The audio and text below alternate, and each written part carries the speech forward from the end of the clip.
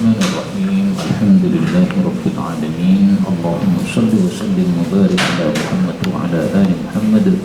Allahumma anfa'na bima 'allamtana wa 'allimna ma yanfa'una wa zidna ilma wa barik lana fi ilmina warzuqna al-ikhlasa fil qawli wal 'amali kamilan wa ilman nafi'an la yunsa wa tawfiqan daima wa sihhatan wa yaqinan wa afiyah. Allahumma iftah lana kulla khair wa yassir lana kulla umur. Allahumma ansuril mujahidin wa rahmil mustad'afin wa dammir a'da'ad-din wa tmis 'ala amwalihim amin ya rabbal alamin. Alhamdulillah kaum muslimin rahimakumullah, kita lanjutkan pengajian kitab Al-Buyuh karya Syekh Ghazali rahimahullah ta'ala.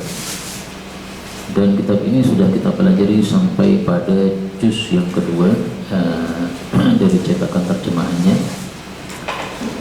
Dan ternyata memang beberapa terjemahnya ada yang perlu diralat, sehingga kalau mau dicetak ulang maka terjemahan yang lalu itu belum siap untuk dicetak kembali, kecuali setelah diperbaiki beberapa poin yang perlu diperbaiki. Nah, kita sudah sampai pada bab yang ke-75, yaitu beliau mengatakan ad-dain, orang yang berhutang, yuridul qada, yang dia itu ingin untuk melunasi hutangnya, wadain, dan orang yang berhutang la yuridul qada, yang tidak ingin untuk melunasi hutangnya. Artinya orang yang berhutang itu ada dua macam.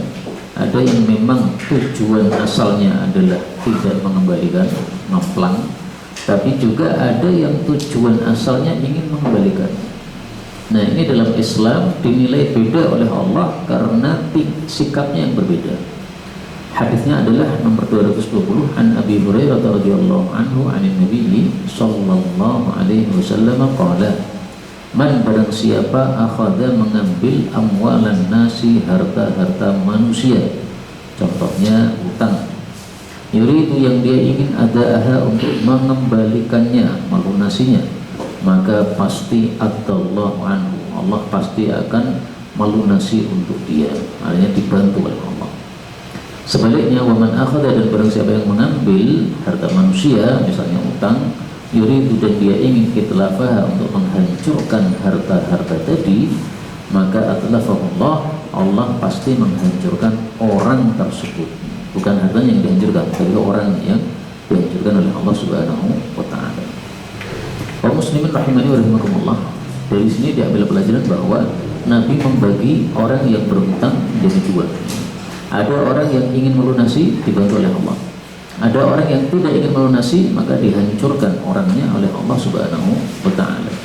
Dalam hadis yang lain, Nabi sallallahu alaihi wasallam membagi hutang menjadi dua macam. Kalimatnya berbeda, Pak. Ini kalimatnya. Ad-dainu dainani. Hutang itu ada dua macam. Barang siapa yang mati dan dia meniatkan untuk melunasi hutang, maka saya Nabi adalah yang akan mengurusi dia. Tetapi barang siapa yang mati tidak meniatkan untuk melunasinya, maka itulah yang akan diambil dari pahala-pahalanya. Karena pada hari itu di akhirat tidak ada lagi uang dinar dan dirham, sehingga utang dinar dirhamnya diganti dengan membayar pahala. Nah, maka ini sisi yang lain, ya, ini sisi akhirat. Kalau yang di sini ini adalah sisi dunia. Adallahu anhu, Allah pasti melunasi dia, yaitu membantunya untuk melunasinya ketika di dunia. Kemudian kita ambil beberapa faedah dari hadis ini. Faedah yang pertama, Rasul sallallahu alaihi wasallam mengatakan man, siapapun juga. Dan kata-kata man ini disebut isim apa? Mausul, ya. Dan isim mausul itu menunjukkan umum, sehingga ini berlaku untuk siapapun, baik laki-laki maupun perempuan. Dan ilmu-ilmu sederhana seperti ini penting, karena kadang-kadang ada perselisihan pendapat, kita bisa selesaikan, kita bisa uraikan perselisihan itu dengan kaidah-kaidah sederhana seperti tadi. Contohnya, Rasulullah SAW bersabda, man baddala dinahu faqtuluh, siapa yang mengganti agamanya alias murtad dari Islam jadi kafir, maka bunuhlah dia. Nah, ini mazhab Hanafi kan mengatakan kalau wanita murtad tidak dibunuh, yang dibunuh adalah yang laki-laki. Nah, mereka mengatakan seperti itu, kita bisa bantah. Di sini Nabi mengatakan man itu isim mausul. Isim mausul menunjukkan umum. Berarti pendapatmu tidak sesuai dengan sabda Rasulullah sallallahu alaihi wasallam ya. Jadi kaidah-kaidah sederhana seperti ini sangat kita perlukan, terutama dalam bab-bab penyelesaian masalah dalam bab khilafiyah seperti itu. Kemudian faedah yang kedua, dalam hadis ini Nabi sallallahu alaihi wasallam mengatakan akhadha amwalan nas, mengambil harta manusia. Nah, ini dimasukkan oleh Mbah Ghazali pada bab ad-dain, orang yang utang. Sebenarnya hadis ini berlakunya tidak hanya untuk orang utang, tapi salah satu dari mengambil harta manusia adalah dengan cara utang. Nah, sehingga babnya ini menyebutkan yang khusus, sementara hadisnya ini menyebutkan lafal yang lebih umum. Nah, maka mengambil harta manusia tidak harus dengan hutang, tapi salah satunya adalah dengan hutang. Pinjam juga termasuk ya. Pinjam ada niatan mengembalikan, masuk di sini, masuk pada bab akhadha amwalan nas. Ada orang hutang sudah niat mau nyaur, tapi belum meninggal, keluarganya nggak tahu sama sekali itu apa yang dapat tangan niat. Kalau dia sudah meniatkan, maka insya Allah ini yang terjadi. Abdullah anhu, Allah akan bantu dia melunasi. Keluarganya nggak ada yang tahu, Allah masih bisa bantu. Karena ada seorang sahabat Nabi, dia bermimpi bahwasanya bapaknya atau keluarganya yang mati itu belum melunasi hutang. Kemudian karena dia bermimpi, dia lapor kepada Nabi, ya Rasulullah, saya dimimpi begini, bagaimana itu? Nah, kemudian beliau kasih solusi, bayarkan saja hutang ini. Jadi memang apa? Itu mimpinya dari Allah Subhanahu wa taala, dikirimkan kepada kerabatnya supaya dilunaskan hutang-hutangnya. Nah, maka itu salah satu contoh yang dimaksudkan di sini adalah Allah melunasi untuk dia, alias membantu untuk dilunasinya dengan mimpi dan sebagainya. Kemudian faedah berikutnya, dalam hadis ini Nabi SAW mengatakan, man akhadha yuridu idlafaha, yang ingin menghancurkan harta orang, Allah akan hancurkan. Dari sini diambil kaidah yang populer, kaidahnya mengatakan al-jaza'u min jinsil amal. Balasan dari Allah itu sesuai dengan jenis amal yang dilakukan. Amalnya ingin melunasi, Allah balas dengan dibantu melunasi. Amalnya ingin menghancurkan, maka Allah balas dengan dihancurkan. Sama, setimpal dengan perbuatan atau tingkah. Dan ini al-jaza'u min jinsil amal. Kalau kita kumpulkan hadis-hadisnya, itu bisa jadi satu buku dengan judul al-jaza'u min jinsil amal. Berikutnya 221, an Imran bin Hudzaifah qala kanat adalah Maimunah istri Nabi tadanu berhutang wa tukfir dan memperbanyak hutang. Tapi jangan ditiru ini. Faqala laha, maka berkata kepadanya ahluha, keluarganya, fi dzalika, dalam hal itu, walamuha, dan mereka mencela wa wajadu, dan mereka itu marah alaiha, terhadapnya. Kata-kata wajada artinya sesuai kondisi kalimat. Nah, di sini terjemah yang tepat adalah marah, wajadu ay ghadibu. Dan kata-kata wajada dengan arti marah ini kita temukan dalam beberapa hadis Nabi sallallahu alaihi wasallam. Faqalat, maka Maimunah mengatakan, la atrukud dain, aku tidak akan meninggalkan berhutang. Kenapa? Wa qassamitu, karena saya sudah mendengar khalili, kekasihku, wa safiyyi, dan orang pilihanku, yaitu suami dia Nabi Muhammad sallallahu alaihi wasallam bersabda, ma min ahadin, tidak ada seorang pun, yadanu, yang berhutang, dainan, dengan suatu hutang. Fa'alim Allah, lalu Allah tahu, annahu, bahwasanya dia itu yuridu, ingin qada'ahu, untuk melunasi hutang tadi, illa, kecuali addahullahu, Allah pasti melunaskan dia, melunaskan hutang itu, anhu, dari orang tersebut. Kapan? Di dunia, di dunia. Nah, tambahan kata-kata di dunia ini menjelaskan hadis yang sebelumnya. Hadis sebelumnya kan tidak ada di dunia, Pak. Cuma kalimatnya adallahu anhu, bisa di dunia, bisa di akhirat. Nah, hadis berikutnya ini menjelaskan fit dunia, itu di dunia, bukan di akhirat. Tetapi hadis ini diriwayatkan oleh Imam Nasa'i dan kata Syekh Albani sahihun, derajatnya sahih, tuna qawlihi, tanpa perkataan fit dunya. Jadi tambahan fit dunya ini istilahnya apa? Fahiya ziyadatun syaddatun. Maka dia itu adalah satu tambahan yang syad. Syad itu yang menyelisih yang lebih sahih. Yang lebih sahih tidak ada tambahan fit dunya. Nah, maka kalau ada satu hadis sahih, ada satu hadis lagi dhaif. Yang kita pakai adalah yang sahihnya. Maknanya bisa benar, tapi maksudnya tambahan fit dunya ini tidak bisa dipastikan sebagai sabda Nabi, itu aja. Maknanya bisa benar, nggak ada masalah. Bisa dipakai, hanya saja tidak harus ini adalah sabda Nabi Sallallahu Alaihi Wasallam. Kemudian dari hadis ini diambil pelajaran bahwa istri-istri Nabi Sallallahu Alaihi Wasallam sangat mengamalkan ilmu. Di sini Maimunah mendengar hadis fadilah utang, yaitu kalau ada niatan melunasi maka akan dibantu oleh Allah. Nah, sehingga dia butuh bantuan dari Allah tadi.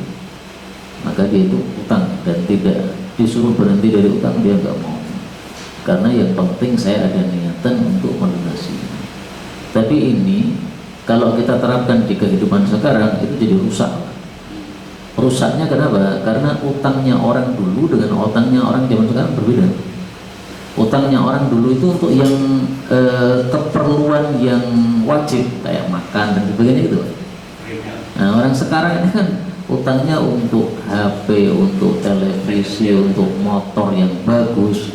Padahal itu kan tidak urgent banget gitu loh, sehingga tanpa itu pun masih bisa hidup. Nah, maka ini yang tidak tepat kalau hadis ini diterapkan untuk dunia sekarang.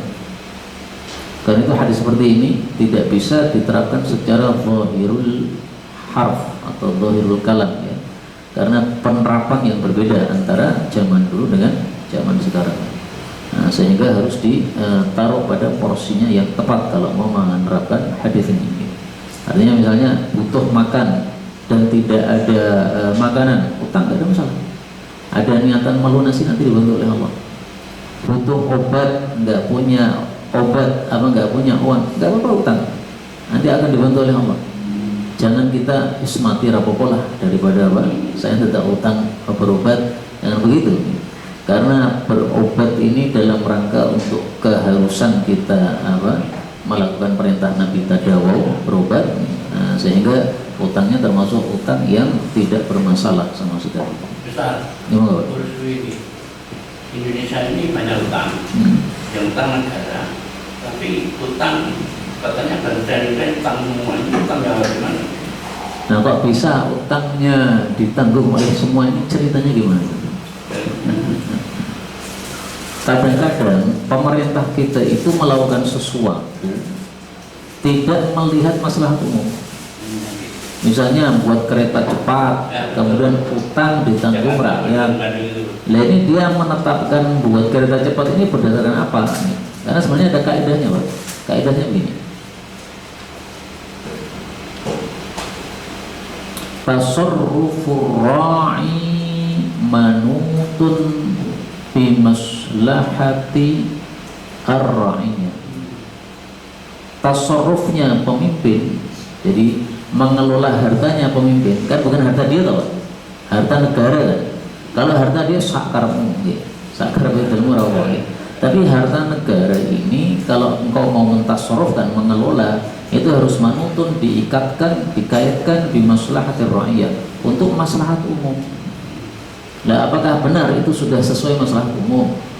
Kalau hanya mikir dengan otak dia sendiri kan bisa salah. Makanya perlu adanya majelis syura untuk menentukan apakah ini maslahat, apakah ini tidak. Dan di sini syuranya itu mestinya yang benar adalah para ulama. Di masa Sayyidina Umar, orang-orang yang dipilih syura itu semuanya hafal Quran, Pak. Jadi syura bukan hanya sekedar, kalau sekarang MPR berarti DPR MPR sakar PD, bukan begitu. Ini sama sekali tidak tepat. DPR MPR itu kalau mau diterapkan sebagaimana kaidah-kaidah yang baku di dalam Islam seperti itu. Kita lihat sebentar. bagaimana ahli surahnya Sayyidina Umar. Wa kanal qurra adalah orang-orang yang hafal Quran. Ashab masyurati Umar, itulah orang-orang surahnya Sayyidina Umar. Nah, jadi Sayyidina Umar maunya mengambil surah itu orang-orang yang paham Quran. Zaman dulu hafal kan paham Pak, namanya orang Arab ya, sahabat Nabi. Kalau zaman sekarang hafal orang mudeng ya kaca. Nah, ini mereka orang-orang yang paham, orang yang hafal, sehingga kalau berkumpul menetapkan sesuatu apakah ini masalah atau tidak, nah ini pasti hasilnya sangat tepat, manutun di masalah itu aja. Nah, kalau sekarang hanya menetapkan dengan satu otak saja, satu kepala saja, ya akhirnya rusak gitu tadi. Akhirnya semestinya dia yang menanggung malah ditanggungkan kepada rakyat. Apakah benar itu maslahat kan perlu ditimbang. Nah, menimbangnya itu jangan sendirian, tapi menimbangnya adalah musyawarah. Terus yang musyawarah adalah dipilih memang orang-orang yang punya SDM untuk bermusyawarah. Dan kemudian contoh yang lain, kali ini kan Maimunah ya. Contoh istri Nabi yang lain yang sangat mengamalkan sabda Nabi Sallallahu Alaihi Wasallam. Misalnya, yaitu Ummu Habibah.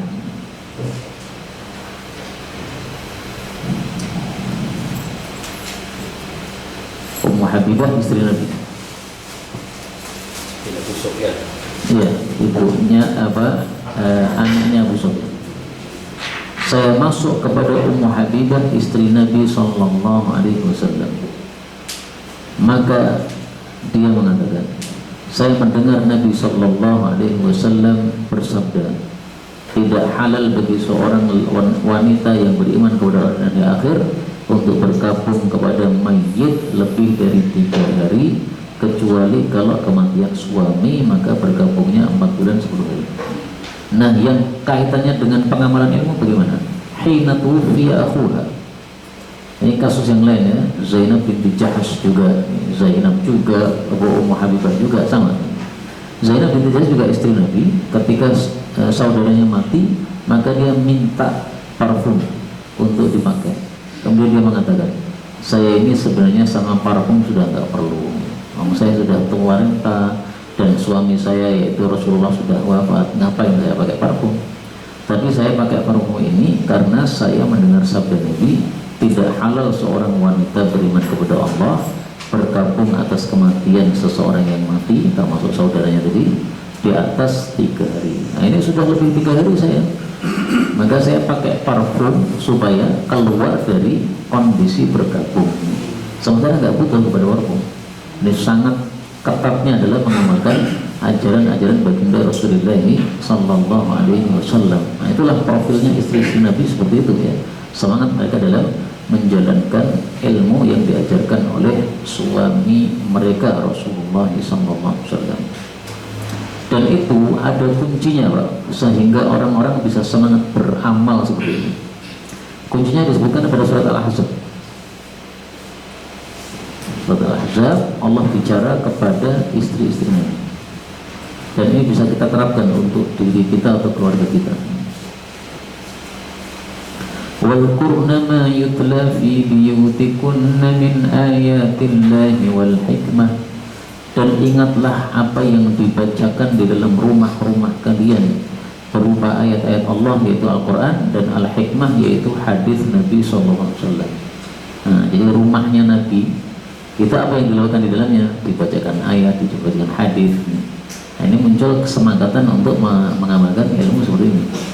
Nah, sehingga kalau setiap harinya di dalam keluarga kita itu ada ilmu disampaikan, ayat, hadis dibacakan, ini insya Allah akan muncul sebagaimana kondisi istri-istri Nabi semangat betul-betul mengamalkan ilmu yang setelah diajarkan oleh Allah dan oleh Rasulullah Sallallahu Alaihi Wasallam.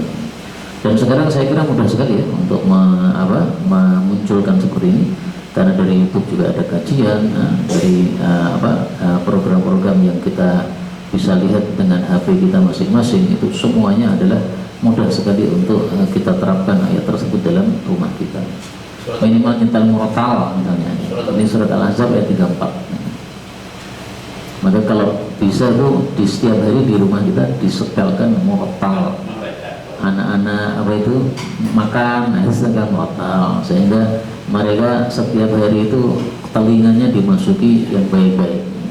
Nah kalau membaca juga harus nih, tidak cukup apa di setel saja tanpa membaca, tapi maksudnya lebih banyak kita untuk memperdengarkan kepada mereka ayat-ayat dan hadis-hadis Nabi Sallallahu Alaihi Wasallam. Kebanyakan ya bukan.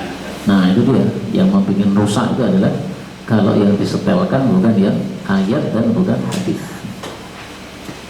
Berikutnya 222. Wa Aisyah radhiyallahu anha qalat sami'tu Rasulullah sallallahu alaihi wasallam yaqul man barang siapa yang bayanan nasa berhutang kepada manusia bidairin dengan satu hutang ya'lamullahu yang Allah tahu minhu dari orang tadi annahu bahwasanya dia harisun sangat ingin ala adaihi melunasi hutangnya kana ma'ahu ada bersama dia minallahi dari Allah aunun bantuan wa hafidun dan penjaga.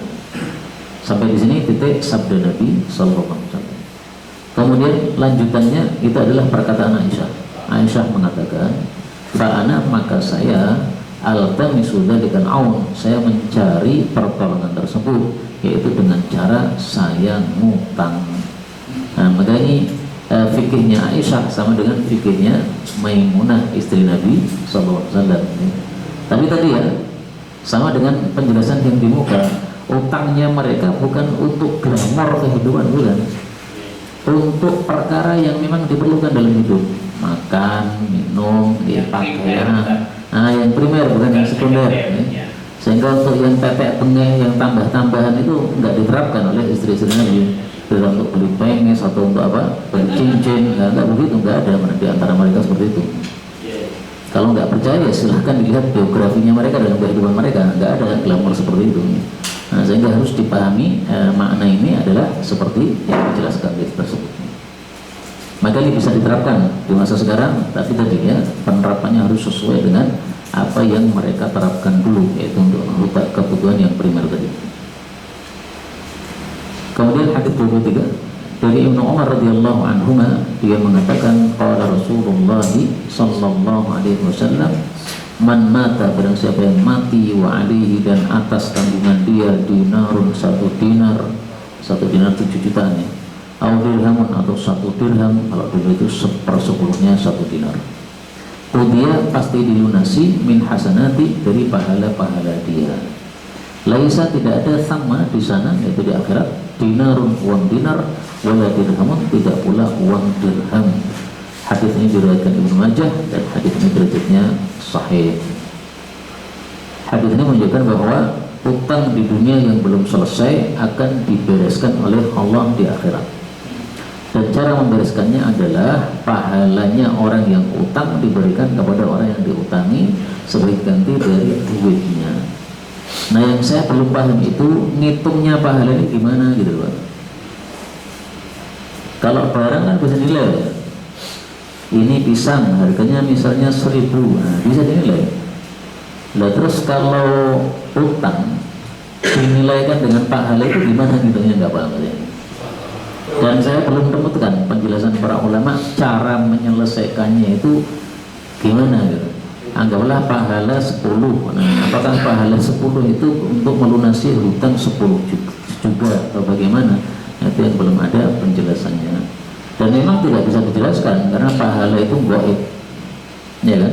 Hasanat itu pahala. Pahala itu gaib. Namun dijelaskan gimana? Kita tidak pernah melihat bentuknya pahala tersebut. Nah, yang mengkhawatirkan adalah seandainya orang yang punya utang tadi punya pahala, kemudian yang diutangi ditanya oleh Allah, kamu mau ngambil pahalanya berapa? Terserah kamu. Wah itu yang mengerikan Pak. Karena kalau terserah kamu, ya pasti dia akan ngambil sebanyak-banyaknya. Dan makna yang saya sampaikan ini ada dalam hadis, tetapi bukan dalam bab utang, dalam bab yang lain. Fama dhannukum,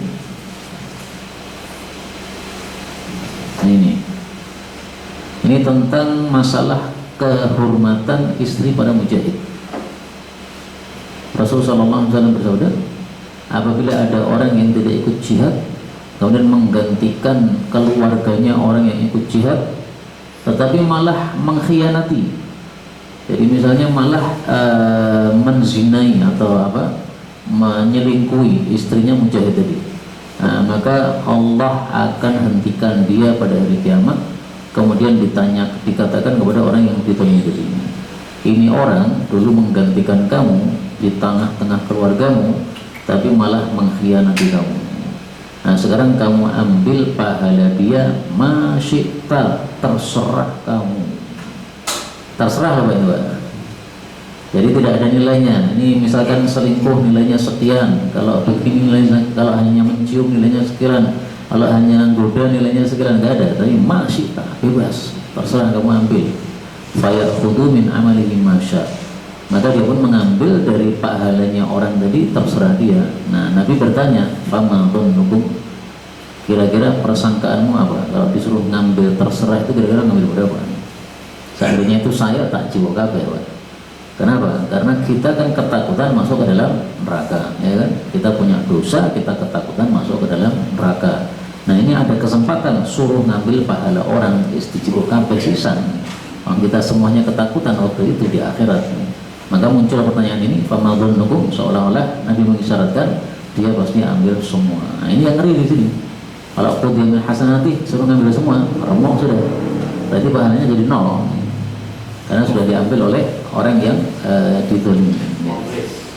Nah, jadi muflis, jadi bangkrut, sehingga pahala-pahala yang besar-besar itu semuanya sirna karena diberikan kepada orang yang berhak mendapatkannya.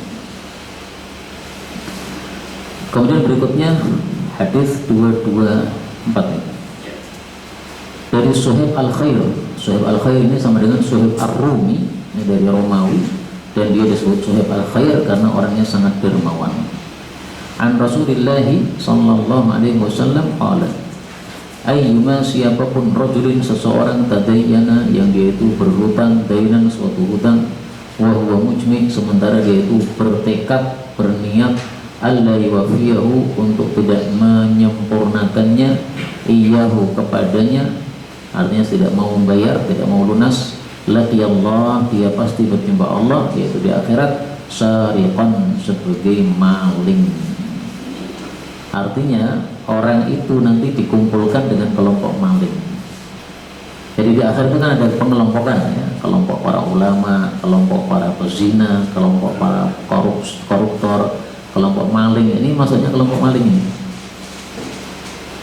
Padahal kan tidak maling kan. Maling itu kan definisinya ngambil harta orang secara sembunyi-sembunyi dari tempat yang terjaga. Nah itu definisi maling. Nah ini mengambil harta orang, oke. Secara sembunyi-sembunyi tidak. Dia pinjam apa? Dari terang-terangan tadi. Saya utang dari engkau. Dari tempat yang tersembunyi tidak juga. Ini uangnya malah diserahkan kepada dia. Tersembunyi itu misalnya disimpan di brankas. Ini enggak, ini uangnya terbuka. Nah sehingga dari definisi maling ini dua ini tidak masuk. Dua syaratnya tidak masuk, hanya satu syarat saja yang masuk, yaitu ngambil harta orang lain. Tapi meskipun demikian, karena tingkahnya seperti maling, maka dikelompokkan dalam kelompok maling. Maka ini sesuai dengan sabda Nabi SAW. Beliau mengatakan, man tashabbaha biqaumin fahuwa minhum. Siapa yang menyerupai suatu kaum, maka dia termasuk mereka.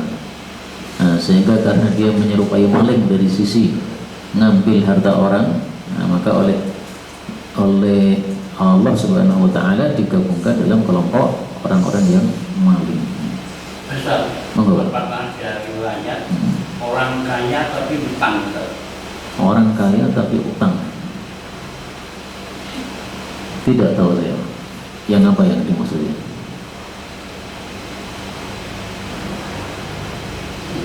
Mungkin lebih spesifik, kalau ada yang lebih spesifik mungkin bisa kita cari sana.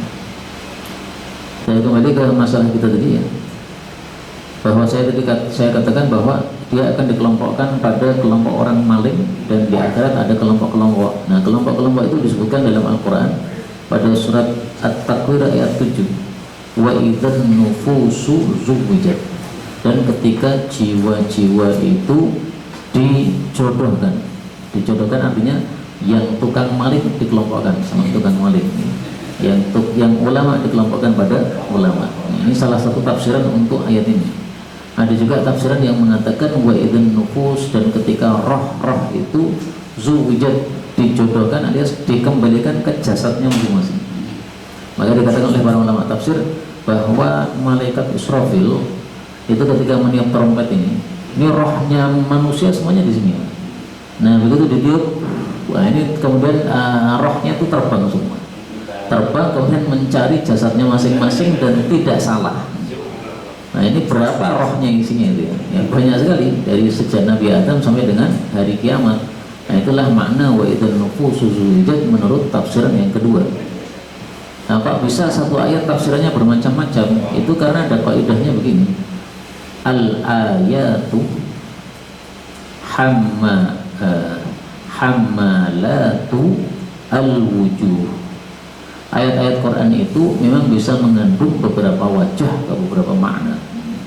Jadi istilahnya kalimat Quran itu singkat padat, satu kalimat tapi bisa multi tafsir, sehingga dilarikan kepada makna pertama tadi, dikelompok-kelompokkan, itu bisa sesuai dengan dalil-dalil yang lain, tapi diartikan sebagaimana tafsiran yang kedua, yaitu rohnya terpasang dengan jasad, itu juga bisa karena itu sesuai dengan dalil-dalil yang lain juga. Ini fleksibelnya kita dalam menafsirkan Quran, tapi tentu saja tidak bisa ngawur ya. Yang kita hanya menerima dari riwayat-riwayat yang sudah ada dari para ulama-ulama kita rahimahumullah ta'ala. Ada dalil yang lain dalam hadis Nabi yang juga menunjukkan pengelompokan tadi. Rasulullah bersabda, innal ulama, sesungguhnya para ulama, idza hadaru, jika mereka itu hadir rabbahum, pada pemelihara mereka, kana Mu'adz bin Jabal, adalah Mu'adz bin Jabal, baina aydihim, di depan mereka, ratwatan, dihajar sejauh satu lemparan batu. Nah Mu'adz ini kan terkenal, dia alim kan, nah sehingga dikelompokkan dengan para ulama, bahkan dia pemimpinnya para ulama. Padahal Mu'adz bin Jabal ini usianya cuma 33 tahun, tapi alimnya Masya Allah, sehingga Nabi memuji dia dengan ucapan wa a'lamuhum bil halali wal haram. Orang yang paling paham di antara umatku terhadap halal haram adalah Mu'adz bin Jabal radhiyallahu anhu. Hadis riwayat Abu Ya'la, derajatnya sahih. Nah, ini isyarat kepada pengelompokan para ulama yang dipimpin oleh Mu'adz bin Jabal radhiyallahu ta'ala. Hadis tentang Arba'in Nawawi, tentang mengumpulkan 40 hadis, itu juga menunjukkan itu. Fi zumrati, ya. Atau hadis yang lain ya, Allahumma ahyini miskinan, ya Allah hidupkanlah saya sebagai orang miskin, matikan saya juga miskin, kumpulkan saya dalam kelompok orang-orang miskin. Nah, berarti dikelompokkan oleh Allah Subhanahu wa ta'ala besok di akhirat. Hadis muttafaq, riwayat Imam Hakim. Mudah-mudahan semua kita dikelompokkan dalam kelompok orang-orang terbaik. Amin ya rabbal alamin. Berikutnya bab yang ke-76, ibtalu, pembatalan dainil jahiliyah, utang jahiliyah. Maksudnya bagaimana? Kita baca dulu hadisnya. Ani bin Umar radhiyallahu anhuma anna Rasulullah sallallahu alaihi wasallam khataban nasa, khutbah pada manusia Yaumul Fathi, pada hari Fathu Makkah tahun 8 Hijriah. Faqala, maka beliau bersabda, ala ketahuilah, inna sesungguhnya diyatal khata'il amdi, diyat dari pembunuhan yang salah tetapi menyerupai sengaja, yaitu bisauti, dengan jambu, awil aso, atau tongkat sampai mati, maka diatnya adalah mughallazatun, diatnya diberatkan. Nah, beratnya itu bagaimana? Mi'atun minal ibil, 100 unta, minha, dari 100 tadi, arba'una khalifah, ada 40 unta khalifah. Unta khalifah adalah fi butuniha, yang di dalam perutnya, auladuha, ada janin-janinnya, berarti unta bunting. Sampai di sini, kemudian beliau melanjutkan yang berkaitan dengan babnya. Ala ketahuilah, inna sesungguhnya kulla damin, setiap darah, wa malin, dan harta, wa ma'thuratin, dan peninggalan, Yang dimaksud peninggalannya apa? Yang dimaksud peninggalan adalah makrumatin mutawarathatin, kemuliaan yang diberikan dari turun temurun nenek moyang kita, turun temurun kepada generasi berikutnya. Yang kanat fil jahiliyah, yang sudah ada di masa jahiliyah, itu semuanya tahta qadamayya, di bawah telapak kaki saya, dia sudah dibatalkan, sudah dihentikan, tidak berlanjut. Illa, kecuali makana, apa yang ada min siqayatil haji, dari memberi minum kepada orang-orang haji, wasidanatil baiti, dan berkhidmat kepada Ka'bah, maka masih dilanjutkan, silakan. Fa inni, maka sungguhnya aku ini qad amdaituha, saya masih melanjutkannya, bi ahdiha, kepada pemegang-pemegangnya masing-masing. Hadis diriwayatkan oleh Imam Ahmad. Nah, yang berkaitan dengan bab ini, wa malin, dan harta. Ini ditafsiri oleh Mbah Ghazali, yaitu dengan judul bab Ibtalu Dainil Jahiliyah, dibatalkannya hutang masa jahiliyah. Saya dengan teman saya sama-sama kafir, misalnya sebelum Nabi diutus, kemudian ada utang piutang, habis itu kami berdua masuk Islam. Nah, utang yang masa jahiliyah itu terhapus. Kenapa? Karena sudah berpindah kondisinya dari kondisi kafir menjadi kondisi muslim, maka apa yang lalu dihapus, seolah-olah tidak ada hutang. Demikian juga darah.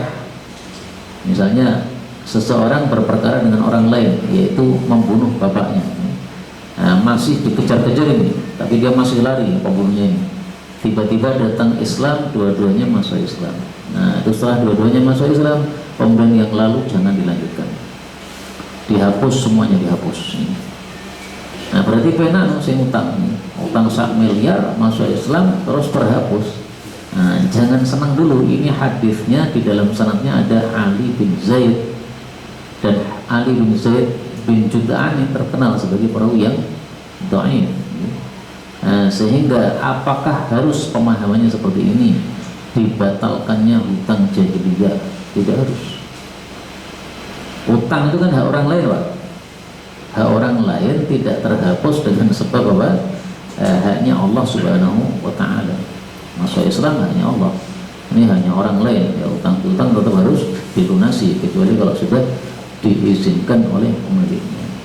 Nah, maka pemahaman kata-kata malin, harta ini tidak harus ibtalu dainil jahiliyah. Itu sama dengan orang yang berhutang riba kemudian tobat, itu kan? Apa? Riba. Orang yang berhutang riba kemudian dia bertobat, hutangnya tetap berjalan, kan? Hutangnya tetap berjalan, tetapi ribanya tidak. Nah, kalau untuk makna riba itu disebutkan dalam hadis yang sahih. Jadi Rasulullah mengatakan, semua riba jahiliyah itu sudah ditaruh di bawah kaki saya, tidak berlaku lagi. Nah, itu yang dibatalkan ribanya, ya. Yang dibatalkan apa? Ribanya. Maka kalau kata-kata malin di sini, harta ini diartikan riba, itu dalam hadis yang sahih disebutkan. Kalau dilarikan kepada dain, utang, nah ini belum tentu, karena hadisnya dhaif tadi, ya. Dhaifnya karena ada Ali bin Zaid bin Jud'an. Sekarang kita lihat hadis yang sahihnya, ya.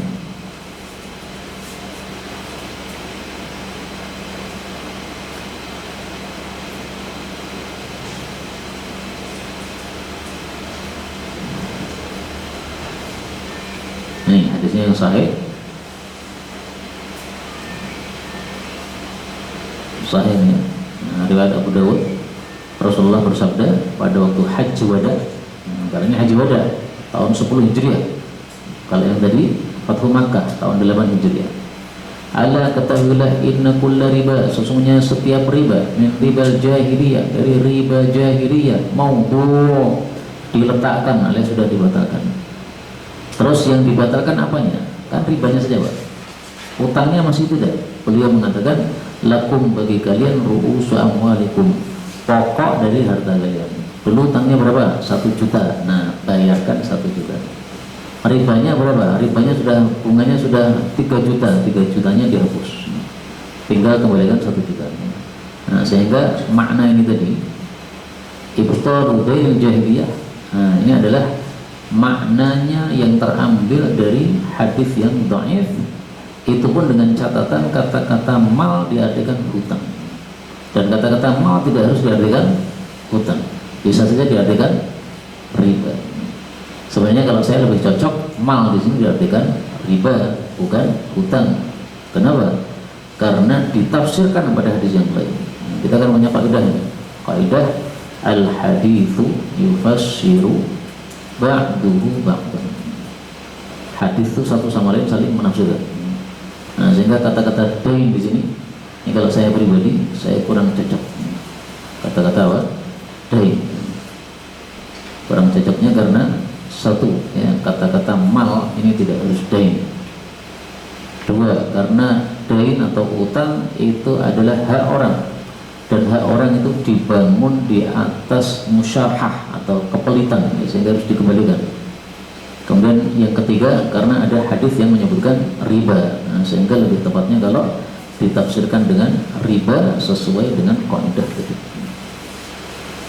Kalau kita coba utangnya masih, utangnya masih.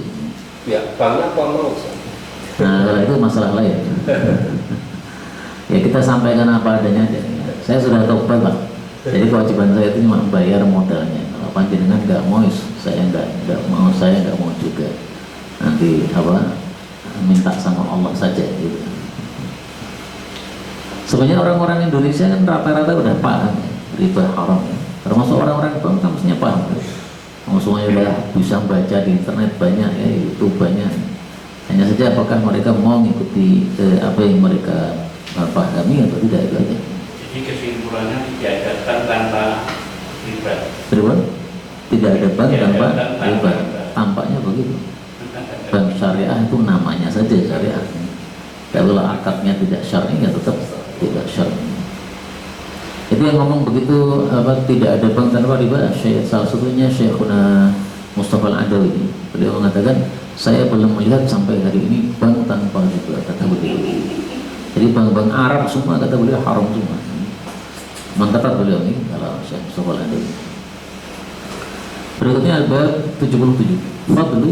Fadilah al-qardi, memberikan utangan, ala dibandingkan as-sadaqati, sedekah.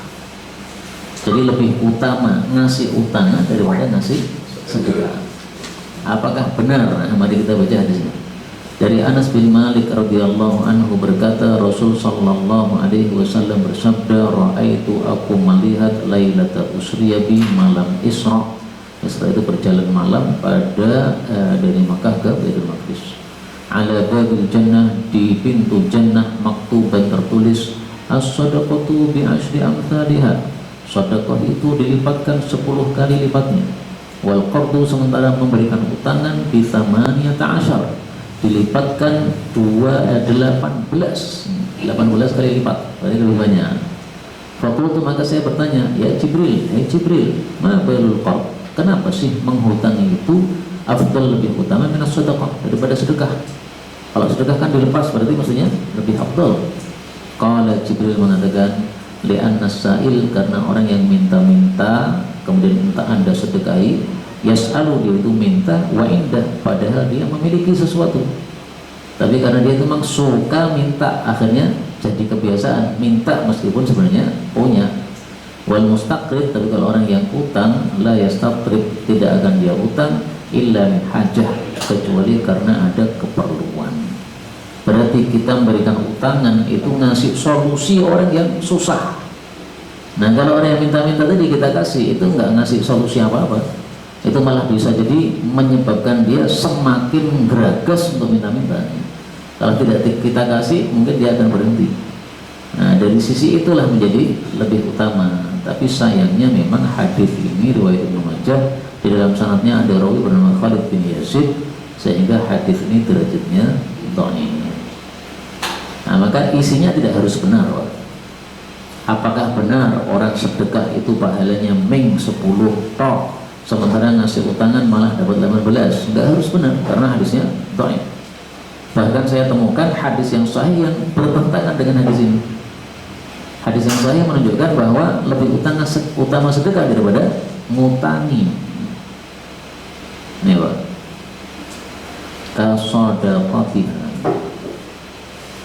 ma min muslimin, tidak ada seorang pun muslim yuqridu musliman qatl, ngasih utangan kepada muslim yang lain marrataini, 2 kali, 1 juta kemudian ngasih lagi 1 juta, 2 juta, illa kecuali kana kasodaqatiha marrah, seperti sedekah sekali. Jadi minjemi 2 juta sama dengan sedekah 1 juta, berarti lebih utama sedekah. Dan masuk akalnya karena sedekah itu sudah kita bebaskan, berarti nggak punya tanggungan dia. Kalau utangan kan dia masih terbebani, otomatis pahalanya lebih sedikit, sehingga ini tidak harus diterima isinya ya. Bisa benar dari sisi ini tadi ya, kita ngasih utangan itu berarti ngasih solusi. Kalau sedekah tidak harus ngasih solusi. Jadi seandainya hadisnya sahih, ya, kita komprominya begitu. Komprominya bagaimana? Kalau utangan kita itu ngasih solusi, maka pahalanya lebih besar daripada sedekah yang tidak merupakan ngasih solusi. Tapi kalau sedekah plus ngasih solusi, ya itu nggak bisa dikalahkan. Apa nggak bisa? Pahalanya ditandingi. Sedekah sudah besar, ngasih solusi juga pahalanya besar, double. Orang butuh, kemudian dia pinjam, tapi malah kita lepas, wes sudah tak kasih aja, nggak usah apa dikembalikan. Nah, ini mesti lebih besar pahalanya. Kalau yang itu pernah dengar ketika sudah jatuh tempo, terus ternyata yang utang belum bisa lunasi, itu nanti kalau yang utangi itu ngasih keringanan untuk bayar, maka per harinya masuk pahalanya. Ya itu sah juga. Man angdoro muksiron, barang siapa yang memberikan tempo kepada orang yang susah melunasi hutang, maka dia mendapatkan setiap harinya semisal sedekahnya. Qabla ayyahilad dain, sebelum hutangnya jatuh tempo. Kalau sudah jatuh tempo, kemudian dia masih ngasih kelonggaran lagi, nah, maka setiap hari dia mendapatkan pahala double sebagai sedekah. Nah ini bisa menyebabkan ngutangi lebih besar pahalanya daripada sedekah. Tapi harus sampai tadi Pak, jatuh tempo itu. Begitu maksudnya. Hadis riwayat Ibnu Majah dan derajatnya sahih. Nah, maka bisa kita kompromikan hadis yang bertentangan. Sedekah tidak bakal melarat. Orang sedekah ya pasti menabung untuk dirinya sendiri. Nah, berarti tidak melarat, menabung. Melaratnya dari mana? Menabung terus dia. Maka sedekah itu sebenarnya tidak lari kemana-mana, tapi hanya masuk di kantong kita yang gaib, yaitu di akhirat kelak. Tapi lebih utama orang punya hutang atau tidak punya hutang? Lebih utama orang punya hutang atau tidak punya hutang? Ya tentu saja lebih utama tidak, karena hutang itu Nabi berlindung darinya. Kemudian hutang itu kalau belum dilunasi dan kita mati dan tidak ada pelunasnya, kita tertahan dari kebaikan, ya kan? Ya tetap lebih utama apa? Tidak berhutang. Nah, maka hadis yang tadi fadilah utang itu kita larikan kepada kondisi keperluan yang mendesak. Jangan mundur dari hutang kalau memang apa? Sangat butuh untuk keperluan yang mendesak seperti pengobatan tadi dan sebagainya. Asal niatnya diniatkan untuk melunasi, pasti akan dibantu oleh Allah Subhanahu wa Ta'ala. Misalnya begini ya, divonis oleh dokter, ini mas istrinya harus sesar nih mas, kalau nggak sesar nanti bisa mati istrimu. Wah saya nggak punya duit pak, istriku mati, woi. Nah, jangan begitu.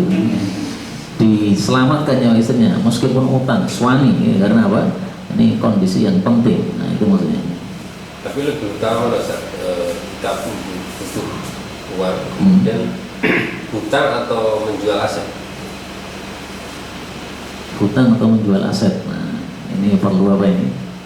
Perlu pertimbangan yang lain-lain mungkin ya. Tapi saya punya cerita. Ada salah satu teman, dia punya percetakan, terus dia butuh alat yang lebih besar, karena kalau alatnya yang sederhana seperti dulu itu kalah dengan toko-toko yang lebih modern. Kalau dia nggak upgrade itu nanti tokonya mati. Akhirnya dia perlu alat seharga 1 M. Nah itu dia ingin utang. Terus dia musyawarah sama anak-anaknya. Semua anaknya sepakat, jangan Pak, jangan utang. Dan terus dia gitu, cukup. Itu jual rumah panjenengan, karena rumahnya ada beberapa. Kan dijual satu rumah kan bisa itu. Nah, akhirnya karena musyawarah keluarga sepakat dijual rumah, akhirnya rumahnya dijual. Nah rumahnya dijual itu kemudian kita beli untuk studio sekarang. Nah, itu cerita dari apa? Salah satu teman kita yang setelah musyawarah keluarga sepakatnya adalah jual aset daripada utang. Dan menurut saya bagus ya, karena apa? Tadinya namanya utang belum tentu kita bisa melunasi dan sebagainya. Ada kasus jadi seorang itu butuh sepeda motor, kemudian ada seorang yang memberikan sepeda motor dengan cicil, dengan kesepakatan di awal. Kesepakatan di awal itu si yang gimana juga tidak mau ya. Nek saya mati gimana? Ada diambil kesepakatan nek mati lunas gitu. Kesepakatan di awal seperti itu. Dan kalau ternyata mati dengan jalan itu, apakah ini yang dipakai kesepakatan awal? Kalau mati di tengah jalan gimana? Dipakai kesepakatan awal tadi kan. Kesepakatan tadi? Enggak apa-apa, sah. Jadi orang boleh bersedekah bersyarat boleh. Saya mau sedekah kepada antum, tapi syaratnya gini boleh. Misalnya ya, saya ajak antum lomba kuda. Nanti kalau antum menang Pak, laptop antum bawa. Berarti saya mau sedekah laptop, tapi bersyarat ngalah kayak aku saya main kuda ini. Kalau nanti panjenengan menang ya ambil laptop, panjenengan kalah, panjenengan tidak menanggung apa-apa. Termasuk totoan. Totoan itu kalau dua-duanya mengeluarkan Pak. Sama-sama 100.000 ditumpuk, yang menang ngambil, nah, itu totoan. Tapi ini tadi hadiah bersyarat nih. Silahkan ambil laptop dengan syarat, nah gitu. Boleh bersyarat begitu. Tapi syarat tidak sebenarnya hutang, cuma ada tambahan kesepakatan yang mati yang berlunas. Yang berlunas, nggak apa-apa, nggak ada masalah. Itu bukan syarat yang menentang syariat. Jadi semua syarat itu boleh selama tidak menentang syariat. Itu termasuk contoh syarat yang tidak menentang syariat. Kalau yang mati yang utang gimana? Bukan.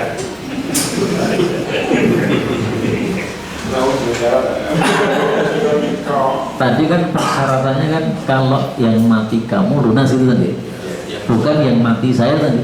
Nah, berarti yang masih jadi tanggungan ahli warisnya. Makanya orang yang dikasih gitu dia mestinya nambah lagi. Yang mati itu dia Pak. Kalau yang mati saya memang saya lunas. Yang mati dulu panjenengan. Nah, supaya dia ngomong ya wis padha wae gitu. Jadi enak. Kalau ahli warisnya kemudian menganggap masih bisa hutang, ya tak bebas kayak gitu. Baik. Nah, boleh. Ya. Jadi ahli waris itu mereka boleh untuk turun dari haknya. Misalnya ahli waris sepakat nih. Ini bapak warisannya kita jadikan wakaf saja, toh kita sudah kaya-kaya semua nih. Sepakat semuanya tidak ngambil warisan, tidak ada masalah. Di dalam Islam diperbolehkan kita itu turun dari hak kita. Dalil-dalil sangat banyak. Yang paling gampang dalil dalam surat An-Nisa tentang wanita yang tidak ngambil maharnya. Fa in tibna lakum an syai'in minhu nafsan. Kalau istri itu merelakan untuk suami sesuatu dari mahar, jiwanya rela, maka silakan dimakan wahai para suami dengan nyaman dan enak. Maharnya disepakati 10 juta nih. Tapi oleh suami masih diutang dulu, saya baru dapat 5 juta nih, bayar 5 juta. Nah setelah 1 bulan hidup, kok ternyata suaminya akhlaknya baik, istrinya mengatakan mas yang 5 juta nggak usah dibayar, nah itu diterima saja. Itu berarti dia turun dari haknya, nggak ada masalah. Demikian Pak. Ada lagi pembahasan? Hutang dosa itu ada nggak Pak? Ribon Pak, hutang dosa Pak. Hutang itu kan biasanya ada, tapi kata-kata hutang dosa. Hutang dosa, gambarannya bagaimana? Kira-kira ada. Saya bingung. Jadi semua orang itu punya dosa, kalau punya hutang ada. Kalau yang dimaksud hutang dosa saya belum tergambar. Hutang sahur katanya. Apa? Hari ini katanya kalau nggak punya hutang saru ya. Punya hutang? Nggak punya hutang katanya saru. Oh iya. Lucu, aneh. Ada hutang kok saru gimana? Malah bagus. Orang-orang emang kadang-kadang buat kalimat-kalimat yang nyeleneh-nyeleneh. Orang hutang rasa semangat kerja gimana? Justru hutangnya mumak gitu. Mumak malah jadi kayak nggak semangat kerja malah. Di setan dulu kan. Ya Allah alam bisawab. Itu sudah kita bicara 1 jam. Berada di Allah Subhanahu Wa Taala. Hanya cuma tema kan? Moga-moga Tentang apa itu mengangkat apa itu mengangkat tangan ketika khotib berdoa itu khotib Jumat itu hukumnya gimana? Khotib berdoa gimana? Khotib Jumat berdoa itu Berdoa. iya. Itu Pak. Iya, tapi makmum bagi makmum. Oh, makmumnya mengangkat tangan Iya. berdoa. Ini masalah khilafiyah. Sehingga yang mengangkat silahkan, yang tidak mengangkat juga silahkan. Yang penting kita itu tahu bagaimana cara mikirnya. Jadi gini cara mikirnya tuh. Adab itu. Dalam hadis Nabi kan mengatakan sifron. Sesungguhnya Allah itu sangat maha malu dan sangat dermawan. Malu kalau ada orang mengangkat tangannya terus ditolak dalam keadaan kosong itu malu. Nah berarti hadis ini menghasung kita kalau doa angkat tangan. Nah sekarang akhir Jumat itu kan juga doa kan, berarti angkat tangan dong.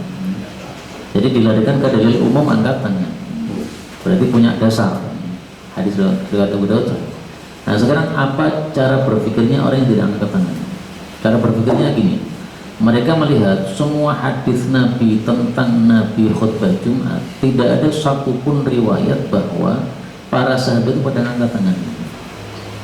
Nah terus mereka mengatakan kondisi khutbah Jumat itu kondisi yang dilihat banyak orang. Kondisi yang dilihat banyak orang kok tidak ada satupun riwayat, itu tanda berarti mereka tidak angkat. Nah jangan pilih cara pikir yang pertama atau cara pikir yang kedua. Menurut saya bebas. Bebas artinya itu cara pikir seperti itu oke, cara pikir seperti itu juga oke. Sama-sama ada dasarnya. Maka masalah-masalah khilafiyah gini, kalau saya biasanya mengkompromikannya gini, ini cuma perbedaan masalah afdoliyah gitu aja, bukan masalah halal haram, bukan masalah sunnah bid'ah, bukan. Tapi afdolnya ngangkat atau afdolnya tidak. Yang mengatakan afdolnya ngangkat karena hadis yang menghasung mengangkat. Yang mengatakan afdolnya tidak mengangkat karena tidak adanya riwayat yang mengangkat. Rasa padu. Tidak usah patuh dan tidak usah bingung. Supaya tidak bingung bagaimana? Lakukan semuanya. Soalnya ini sok mono. Komputer berarti. Jadi paling inti sebenarnya tahu cara berpikirnya. Itulah yang dikatakan oleh para ulama, "Malam ya'rifil khilaf lam yashumma raihatal fikr." Yang belum mengetahui perselisihan pendapat ulama sama dengan belum membau fikih. Ambune daerah gitu. Nah yang dimaksud mengetahui perselisihan itu maksudnya mengetahui sebab-sebab perselisihan atau alurnya berpikir sehingga munculnya perselisihan. Jadi tidak cukup kita tahu perselisihan ini ada 2 pendapat, nggak cukup. Tapi kita perlu tahu ngapa sih kok muncul pendapat ini dan kenapa juga muncul pendapat ini. Itu yang lebih penting. Dan itu bisa dipelajari dari kitab Bidayatul Mujtahid karya Ibnu Rushd. Ini kitab Bidayah ini dipuji oleh banyak ulama karena corak fikihnya itu selain menyebutkan beberapa pendapat juga alurnya dirinya. Kenapa muncul pendapat ini? Sababul khilaf, sebabnya perselisihan gara-gara apa itu disebutkan dalam kitab Bidayatul Mujtahid. Kalau saya pilih angkat tangan Ustaz, nanti kalau memberi kan kayak tangan langsung. Ya, benar kan? Kalau ada pembagian, Gitu. Iya. ya boleh aja. Wallahu a'lam bishawab. Subhanallah. Saudara, kajian gratis ini berjalan atas izin Allah dan dukungan tulus dari Anda. Bersama kita sebarkan kebaikan seluas-luasnya.